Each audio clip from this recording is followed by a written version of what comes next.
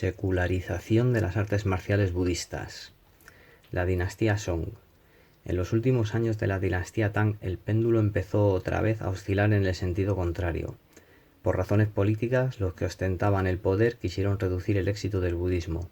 La dinastía Song fue más allá, volviendo a un código ético explícitamente neoconfuciano, y en este proceso el budismo se fue debilitando progresivamente al ser absorbido por las tradiciones nativas.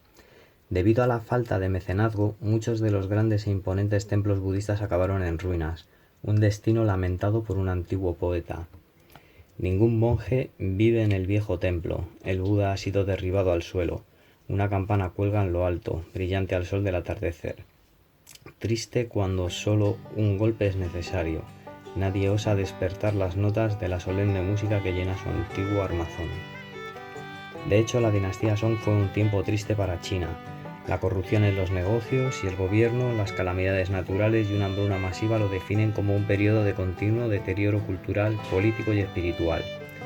Este proceso culminó con la efectiva división del país en dos partes, cuando el norte fue otra vez invadido y ocupado, esta vez por los Jin, en el 1127 d.C.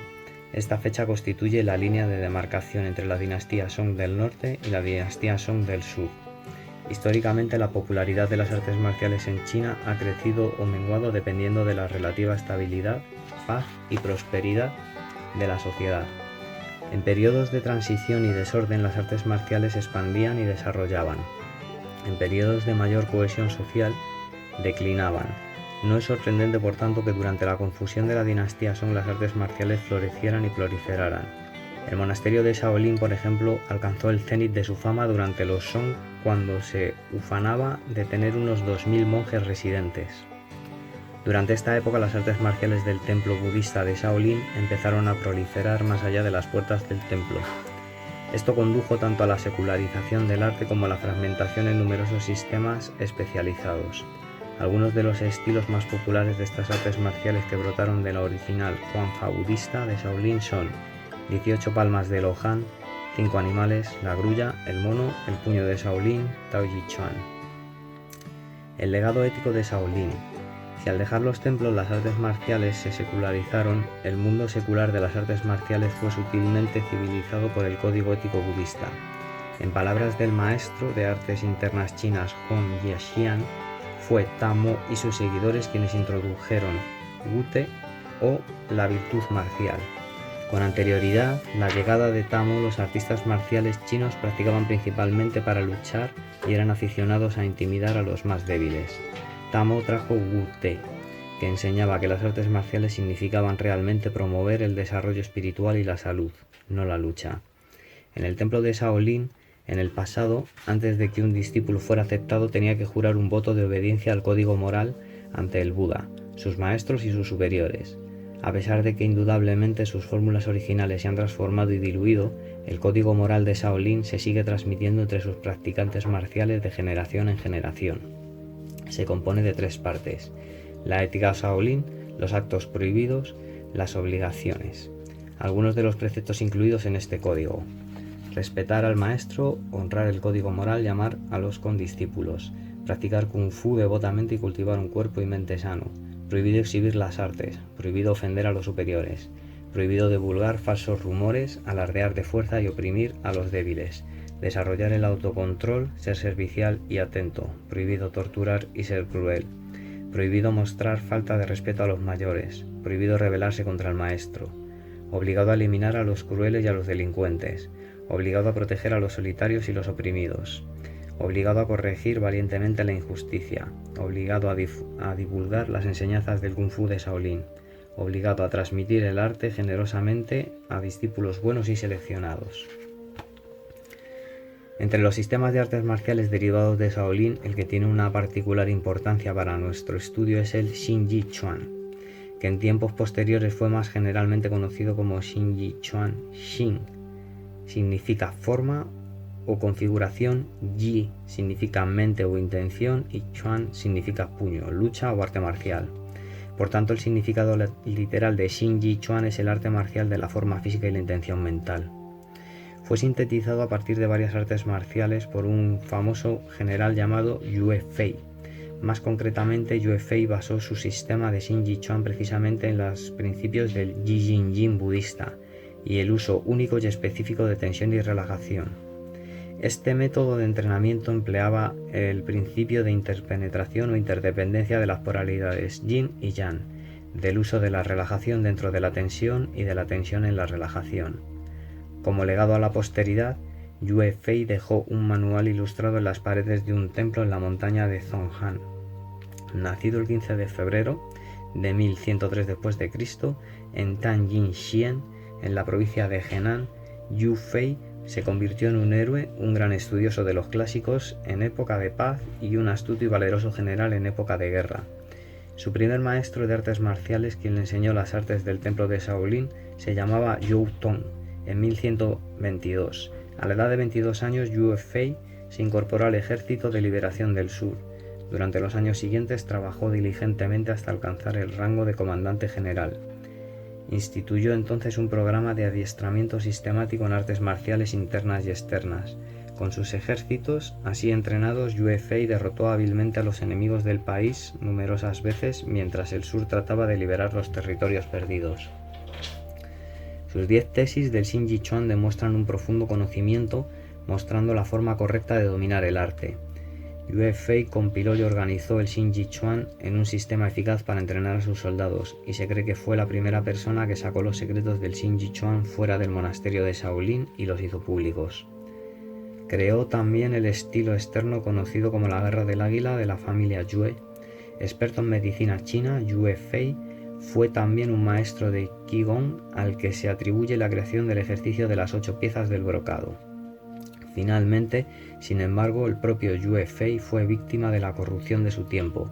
Después de obtener una victoria militar decisiva frente a los conquistadores Jin del norte, sus enemigos sobornaron con éxito a uno de los oficiales corruptos del emperador. Como resultado, el emperador convocó a Yue Fei a la capital y lo encarceló hasta su muerte en prisión en 1142 d.C. En el 1166 el emperador Xiaozong rehabilitó a Yue Fei y trasladó su tumba al hermoso lago del oeste, Xihu, en Hanzhou. El emperador le dio un nuevo nombre, Yue Wu Mu, o Yue, el guerrero honrado y respetable. Budismo, taoísmo y la creación del Shin Ji Chuan. La creación del Shin Ji Chuan fue por Yue Fei en un trabajo intenso de fusión de la tradición budista india con la taoísta china autóctona. Tanto en el nombre como en la forma, la original tradición indo-budista es claramente apreciable, mientras que en el contenido se propone una capa de interpretación taoísta. El nombre Shin Ji Chuan, como demostró el Shifu Nagoboshi, es la traducción exacta del chino del término indio Samasthana, haciendo referencia a la disciplina de descubrirse y transformarse a uno mismo a través de la práctica y la introspección de las propias posturas físicas y espirituales. Además, Shin Ji Chuan también se conocía como Wu Shin o puño de los 5 elementos, que Nagoboshi asimismo remontó a la Mahabhuta Naya indio o nata de los 5 grandes elementos. La práctica de este arte marcial se ocupa de emular los principios de los 5 elementos y surge previa independientemente a inquietudes chinas similares. La práctica básica de Shin Ji Chuan radica en la Shanti o postura de la Trinidad, que deriva claramente de la postura fundamental de Chuan Fa de Shaolin conocida como Shan Yin o triple batalla. Pero mientras sus otras formas fueron de algún modo variando, el propósito interno y los principios de la alineación estructural de Shanti y de Shan Yin permanecieron idénticas. En lo que al torso se refiere, ambas comparten la insistencia en mantener una espalda recta desde el coxis hasta la parte superior de la cabeza, eliminando la curva lumbar de la columna basculando la pelvis y metiendo el sacro. Ambos insisten en que el proceso transformador del cuerpo y mente debe empezar en la transformación de la columna normal, patológica, mostrada en la columna natural y representada a primera vista. La posición de los pies parece ser bastante opuesta. En la postura Shan Yin, tal como aún hoy es practicada por muchos artes marciales chinas y japoneses, el pie adelantado orientando sus dedos hacia el interior mientras que el pie retrasado permanece recto. En la postura Shanti el pie adelantado está recto y el pie retrasado se orienta hacia el exterior. Pero de hecho la sensación interna de la postura Shanti, tal como describe Shun Lutan, está claramente expresada en la forma externa de la postura Shanji.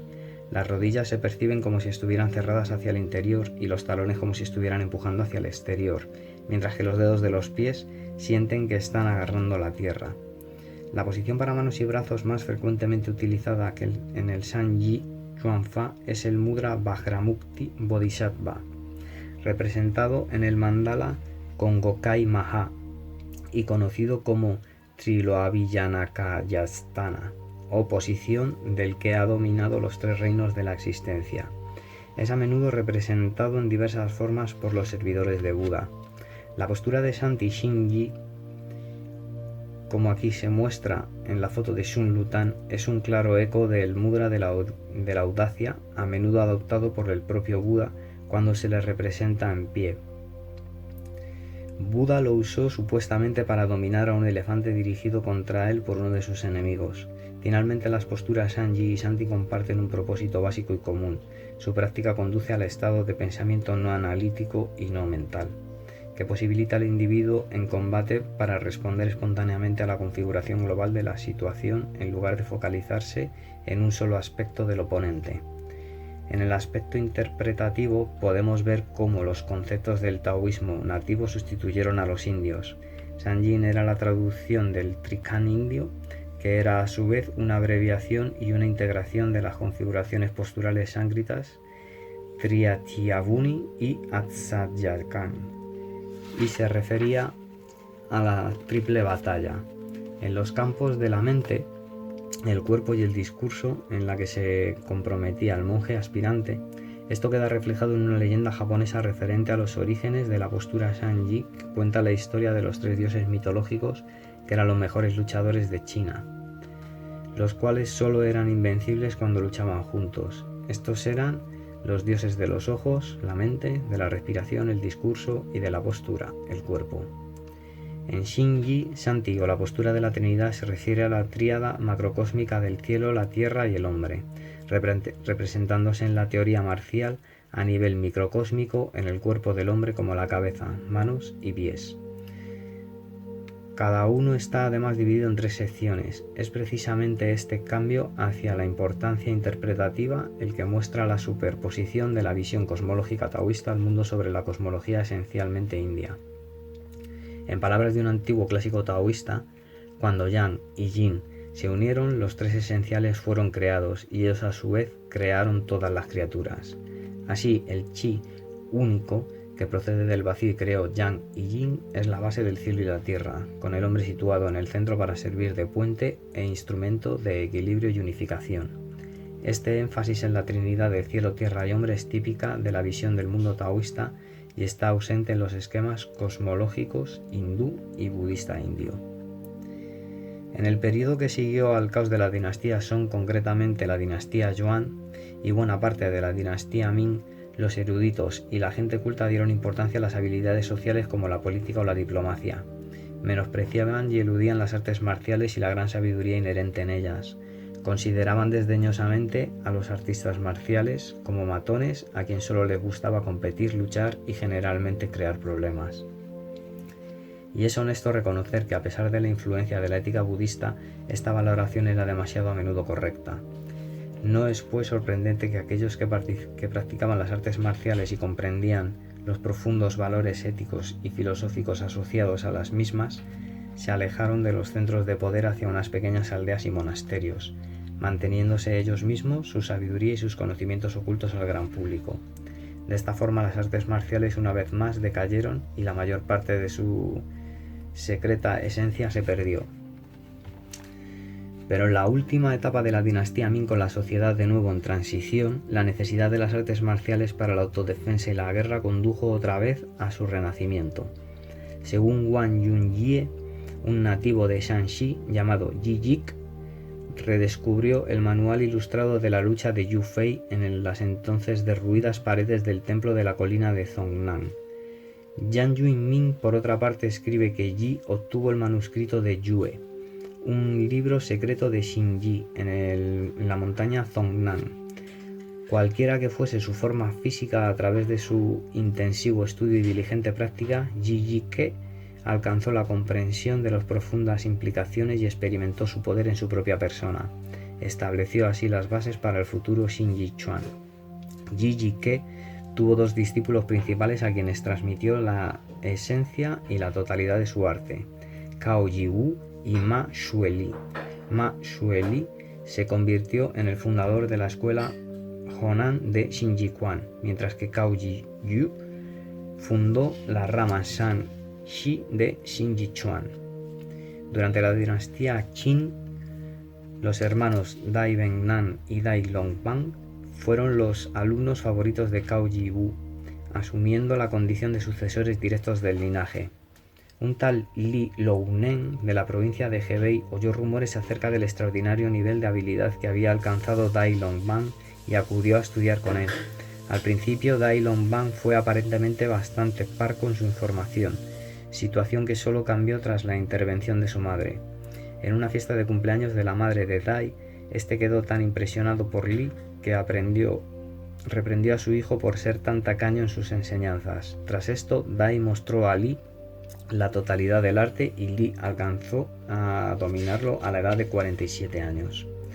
Como resultado de su formación con Dai Longbang, Li Lounen llegó a ser tan diestro y poderoso que era llamado Puño Divino. Su talento y velocidad eran tan grandes que sus oponentes no tenían nunca la oportunidad de acercársele. Cuando era retado, avanzaba suavemente, adelantaba la mano y alcanzaba su objetivo. Después de haber completado sus estudios con Dai Longbang, Li Lounen regresó a la provincia de Hebei y se concentró en la formación de sus discípulos, con el resultado de que su rama de Henan Xingyi alcanzó la fama en toda China. El estudiante más aventajado de Li Lounen fue un hombre llamado Gou Yunshen, quien llegó a ser incluso más famoso que su maestro por su poder arrollador. Las versiones varían, pero aparentemente Gou mató al menos a un hombre, posiblemente a algunos más, que acudió a retarle. Como consecuencia, tras 3 años en prisión encadenado con grilletes, uno pensaría que esto podía constituir un severo impedimento para su práctica, pero de hecho demostró ser una bendición oculta. Restringido de cualquier movimiento, Wu desarrolló la esencia más profunda del Xingyi, la descarga de una fuerza extremadamente explosiva y poderosa desde una postura inmóvil hasta la cima de la sofisticación. Tan poderosa era la descarga de energía de Wu que algunos la llamaban divina mano aplastante, mientras otros, menos favorecidos, dispuestos hacia él, aunque igualmente impresionados, le llamaban la mano del demonio. Aparentemente, sin embargo, la prisión enseñó a Wu que era más prudente no matar a los contrincantes. Tras su puesta en libertad, se dice que Wu cuidaba siempre de colocar su mano izquierda sobre el cuerpo de su oponente antes de emitir con su famosa mano derecha. La mano izquierda ayudaba a absorber la energía de su derecha, evitando así lesiones graves a su adversario. No es necesario decir que con la aparición de Wu Yunshen en la escena de las artes marciales, la fama del Shinji Chuan como arte supremo de lucha se extendió a lo largo y ancho de China. El Shinji es parecido a la meditación taoísta. Ambos tienen como objetivo el vacío. Pero mientras nosotros vamos a la inacción a la acción, los taoístas van de la acción a la inacción. Nosotros tomamos de los taoístas 3 transformaciones: energía sexual en chi y chi en espíritu, y espíritu en vacío. El camino hacia la energía misteriosa se realiza a través de la energía obvia y de la oculta. Para obtener la obvia debes estar centrado y equilibrado. A través de esta energía, la energía sexual se convierte en chi, que transforma los huesos. Al nacer, nuestros cuerpos son fuertes, pero luego se debilitan. Tamo desarrolló una disciplina para cambiar los tendones y limpiar la médula. Pensaba que esto permitiría al cuerpo volver a su estado prenatal. En la dinastía Song, Yue Fei añadió a la doctrina de Tamo la del cambio de los huesos. Este ejercicio de las 5 aves y el de las 8 partes reflejan estas enseñanzas. Mediante la práctica sistémica, el chi disperso se concentra en el abdomen y todas las partes del cuerpo se coordinan. A esto se le llama el pequeño cielo. La siguiente etapa es la energía oculta. Es libre, relajada, blanda y natural. Sin embargo, no te confundas por la palabra blanda. No es blanda como la hierba, más bien es elástica. Esta fase se ocupa de la transformación del Chui en espíritu y paralelamente del cambio de los tendones. A esto se lo denomina el gran cielo. En la lucha, cuando tu mano derecha avanza, la izquierda estira hacia atrás como si estuvieras desgarrando algodón o tensando un arco. Esto se efectúa lentamente, no de forma abrupta. Cuando tus dos manos avanzan es como si empujaras un carro, es decir, son tus piernas y no tus manos quienes mueven el carro. Son tus piernas y no tus manos quienes confieren la fuerza a tu lucha. El pie retrasado mantiene la fuerza como si fueses a saltar una zanja. El estadio más elevado de energía crece a partir del anterior. Se le llama misterioso y resulta del lavado de la médula. Es blando y no utiliza fuerza alguna. Permite moverte más fácilmente porque la energía está concentrada y esta energía te fusiona con el vacío. El Tao, en el que luchar es no luchar y no luchar es luchar, la energía es obtenida de distintas fuerzas. A pesar de las acciones, son las mismas. La energía permanece en el interior, controlada por la mente. Esta es la cima del Xingyi, lo más elevado de la alquimia, la lucha y el Tao. Simultáneamente a tu avance, a través de estas etapas se producen 3 cambios en tu cuerpo. Cambio en los huesos, en los tendones y el lavado de la médula. Cambiar los huesos significa mantener tu cuerpo como una montaña. Cambiar los tendones es fundir la energía en y a través de todos los tendones, formando membranas en ellos y activándolos. Lavar la médula es relajar completamente y purificar, refinando los órganos internos usando nuestra mente, haciendo así tu cuerpo tan ligero como una pluma. Hay 3 formas de respiración en Xingyi: básica, intermedia y avanzada. En la etapa básica de energía evidente, coloca la lengua en el paladar con la boca entreabierta. Respira naturalmente por la nariz sin prestar atención a la respiración.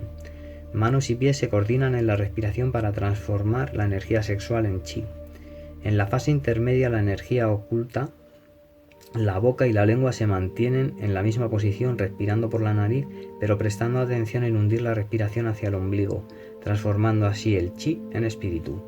El tercer y más elevado nivel de respiración relacionado con la energía misteriosa se alcanza inconscientemente a través de las 2 etapas anteriores. En ese estadio tu espíritu se transforma en vacío y no necesita tu respiración, no hay sonidos, no hay olores, todo es vacío. ¿Cómo es usado el Xingyi en estas 3 fases? En la primera es como un cincel de acero que sale firmemente pero cae como un ligero pedazo de bambú. En la segunda parte como una flecha y cae ingrávido como el viento. Y en la fase más elevada sigue al viento y alcanza la luna. Un observador externo nunca lo verá golpear. Si lo ve, no se ha alcanzado el estadio superior. Este es el Xingyi, el nivel de logro más elevado. La mente está despreocupada. No haces nada y todo es hecho. En el vacío hallamos nuestros cuerpos prenatales. Pero no te preocupes demasiado de esto. Si lo buscas demasiado intensamente, te eludirá. En lugar de intentar alcanzarlo, piensa que ya lo tienes. Esto ayudará a tu mente. Después de todo, la mente es la encarnación de tus actos. Por tanto, Xingyi es lucha mental. En la postura básica Shanti, la mayor parte del peso está en tu pie retrasado.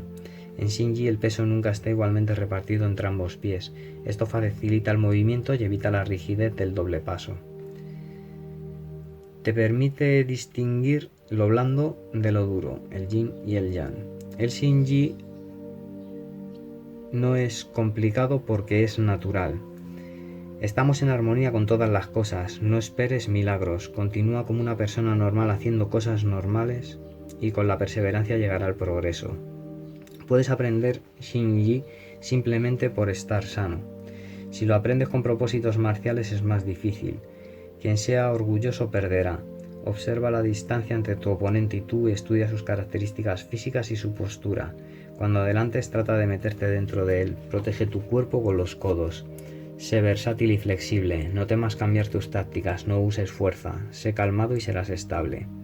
Chen Tinghua me dijo: cada vez que lucho con alguien, trato de ver cuán fuerte, blando, musculoso y ladino es. Trato de describir sus puntos débiles. Nunca me limito a un patrón fijo, largo o corto, alto o bajo, evaluando así a tu adversario. Incluso si no lo vences, nunca serás derrotado. Para practicar tus movimientos clave, 9 palos de bambú colocados como se observa en la figura.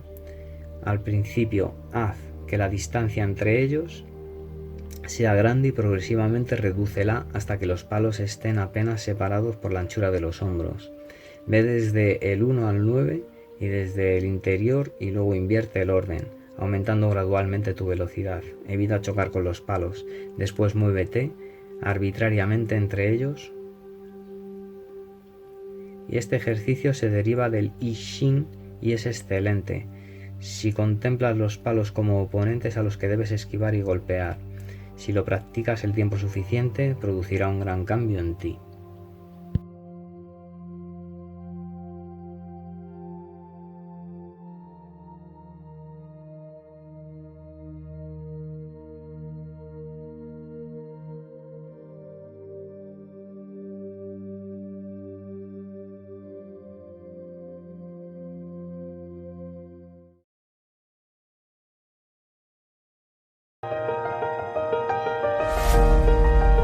¿No te has suscrito todavía? Pues suscríbete. A la izquierda te dejamos el siguiente vídeo. ¡Hasta pronto!